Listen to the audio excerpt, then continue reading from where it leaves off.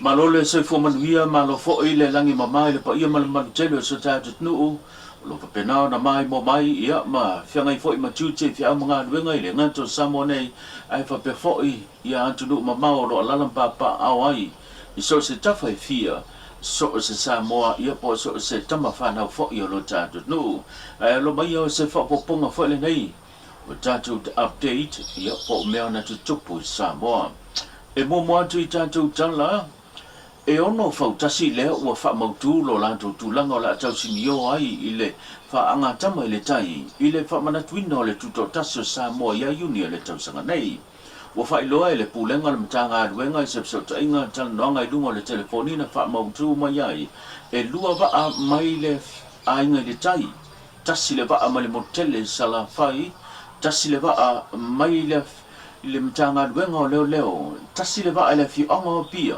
tasi fo ile ba mai le tanga luenga le official tine mu le mawai ya le fa ingo ba ayono o fa moni fo io le awai mai le o le lima pito I lunga o le tu unga fo tasi le masani na fa tu te tono America Samoa e tu sinyo fantasi matato ba ile fa mana twina o le tuto tasi le tato no tasile nei fa nga tama e masani o tulu mta I ele malutelo le tulu ele ngata vai tau o singa fua o le famana tuina le tuto tasi ai fa pe foi le vai tenga le te wila le masani o na fa tino I tau sinionga fa I lunga le sami I tau sanga te tasi pita iane o le toe fa fango I o le nei fa nga tama o se tu le lei lea le o le ato e langa langa ai I tu langa ta penanga I nisio fi anga sa ia la to fautasi le wale mafai ona tau ba ona le fu bo to la langa le nei fa moi moi a o lo ma go lunga lo la tu tunga o le a tau sinio I le si tau sanga po luma tu pe a fai fa o pe a le tu langa o fautasi po fa anga me I le tai inisio tatu tala o se tu le lei e pe ona malanga mai ai ma fea ilo tatu nu e le pale mi o le malo o New Zealand le fionga ya tui sinave ulu matotua Christopher Luxon o le atele ni vaenga o le anga lulu so tau au ai ma fai pa anga ai ma le malo Samoa I le feido inga ma le senga tu stala na fesilingi ai le fionga le te ta yolon le tatu nu le sunga ya lauli le mali tole o te pola te vao fosi I sona fidengalo pe ono ta pa le fin ia le so son ya le malo New Zealand pe a fai o le a fai te tele matulanga onga le tau o lo whaatinoina nei sai tu tono ma la le ma fai ona maua nisi o vaenga e masani ona wina mai atunu mamau e wha moe fuilo ta tunu ele ngata le fonga tau mafa a toi ma le tele o vaenga sau no manino lava le fionga le tai o le tunu le whainga pa anga so tau au ba lata le wau sia nei ma bao ma loe lua e ono o iai le vaenga le ta pa leo se soni mai le malo o New Zealand o se awililinga le nei o le nei tala. We're trying to formulate ourselves to make sure first and foremost we have enough supply for the next 1 year or 2 years because we don't know what's going to happen next. But together we have been collaborate whichever way we can divert supplying from where we are. We're having our own supply from Singapore and other countries, but divert to utilize suppliers from New Zealand to cover us in case something happened. But because we have our own system here of supplying our own petroleum system, which is be able us to control the price ourselves. But we never know what's going to happen next because the war doesn't end. I don't know. Who's next? Inisio tatu tala ile whao peo le tūlanga fia malangona whangai tia le matelo tatu nuu ono tūlanga o whaamianga o lo whasapua me le malo o le mafuanga lea o le saunoanga se tasi fo i o tamani le fionga lawano e whaafitaia le whainga malo lo tū nei le foe i le fisoso ni tele a toi ma whaamianga leo whaamtu mai leo o tali sapaya matofisia umai lea tunu e ese mai whaamianga ia o lo o penao na whaasafua mai le poloketa miliona ai whapea fo i le tūlanga e pei ona awina mai ma whaasafua le ta i se lau 5 tanga le anga pa ai e tangata matua se i o lava i se pepe whatu apana mai o sa wililinga nei o le finangalo le fionga lawano le le se sora tunu le fa le lo fo le por ne fenga malo wo ye yo On me think sitting on Cody Yam of Kayele, the tour, and better for you. Por causa de não se malo fou se cai de dei moleque eu levo siga miola com o voi que sai foi mas nem cai o caco e aí nem vai cau bale mas nem vai na fa o fai o caco mas como o cai ele caco malo bom por faz cai de foi de faz cai de tem na malo já foi mga ole kau ki ngao o alo mawhanga ua me so lea kuru lau kele i me e ao mawhane nei ai le kako a kuu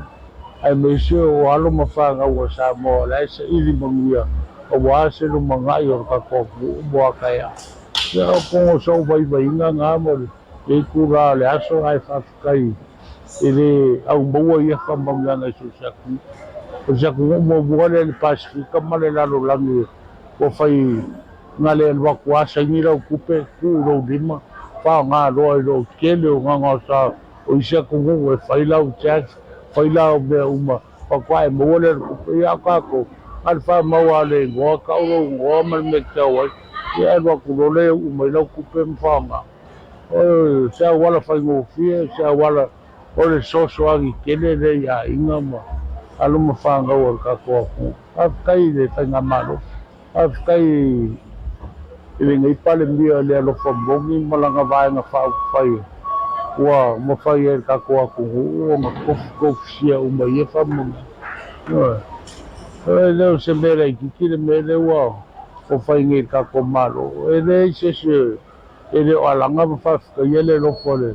o le tua mo fa ngamalo wo ko fie ngai kai ele malo o ngoro ka ko vai a vai ko ranga ia le la ia ko sanga uma nge nga malo ya ka ko wa o fa mo ya nga ia la pura le se de ko ka le se de ko o ima ka so se massimo mo se o le la mo uma i pe fa mo ya nga ma ki nga ingo a inga mo per ku ranga nga o lo ka nga mo lo ka ya kai ka nge le si mo fa kai wala o mo vol ma ko kupe ma la fanga e a fe do se la un ma ko ke le se kupe ma ko mo a o se ke ne fo so angi fo ya mo la fanga mo lo ko le a fonga fa ku ai nga mo ya ga mo wala kupe ele ya se singa ma fo fa me a mo wa o ka ma ki da o ya ma me fa nga fo e fa nga wala me ai ko singo de la walo mo me ai la E se fulu ma le 2 miliona.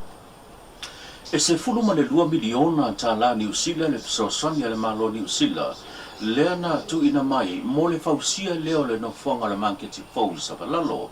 E se fulu miliona le sao le malo Samoa pe ona tawala mai fa tonga fanua le Samoa Land Corporation. Lea na bawa a toa ile tau e tolu se fulu miliona ta la.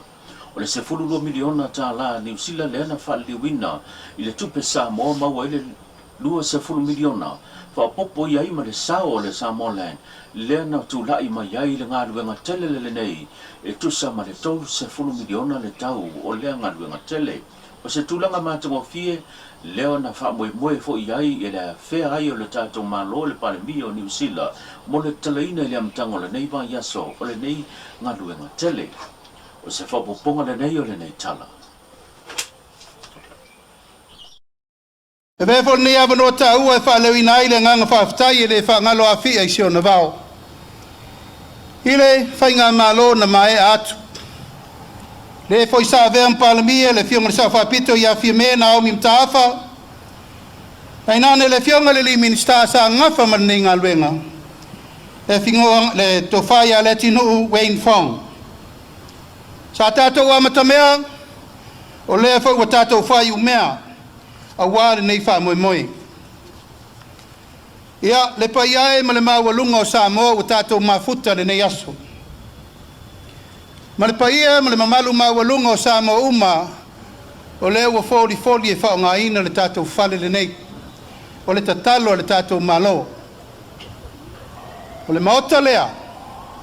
O loutou maota. O loutou whale.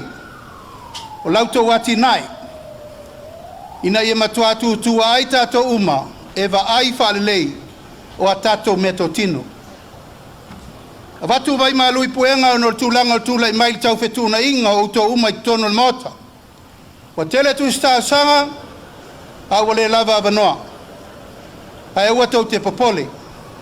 O lo whatu langa komiti isi me fau e mwhai ai o na ofi umo o tau tono. E le ngata I li tato ngā luenga. O lo ta pena isi tato maketi fau e whau inai fungalei. Tainane isi tato maketi fau popo mo le lumanai. The beating heart of any community is its marketplace. It's a place where people come to sell their produce and earn a living. But it's also a place where artisans share their craft, where visitors can experience the unparalleled warmth of Samoan hospitality. But it's also far more than just a place for commerce. It's a place where people bump into each other, where they talanoa, where they share about their family and friends, where they laugh together, and maybe even shed a tear or two. So the fire that destroyed the original Sabalalo market must have been devastating for this community. No doubt its absence was deeply felt by vendors, by families, and all of those who cherished and shared their lives in the space. Today, as we open this new market, I think that we are really celebrating not only the rebuilding of a landmark, but also the resilience and the determination of the Samoan people. I'm thrilled to see that restoring this community landmark was a joint effort, achieved in partnership between Samoa and New Zealand. Our support for this project was a no-brainer, because when your friends need you and when they need help, you show up. Such is the nature of our long-standing friendship between our two great nations, one built on trust, mutual respect, shared aspirations for prosperity across the region.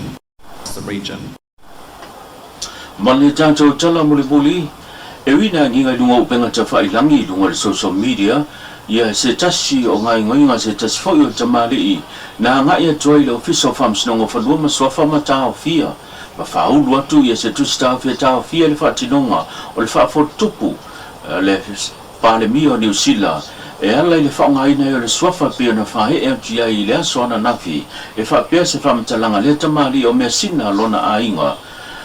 itiane o le so la bana nafi Leana whapena o na mawai wha maumonga mai le official farms nangong whanua stoafa le aloa ia I lea o le whaafotupu ia po le sawhai leana whaatinoina le whaaloala maulunga leana whaatinoina I le whioanga o pia a ngai le pāle mia o le malo New Zealand o se tuspasi ia po se tusi o loo whailo ai le sainia lea le ofisisili o le pulenga po le mtanga luenga o whaamisnonga le sunga pali I tamelangi John Afele le whaamao lia I lea o le whaafotupu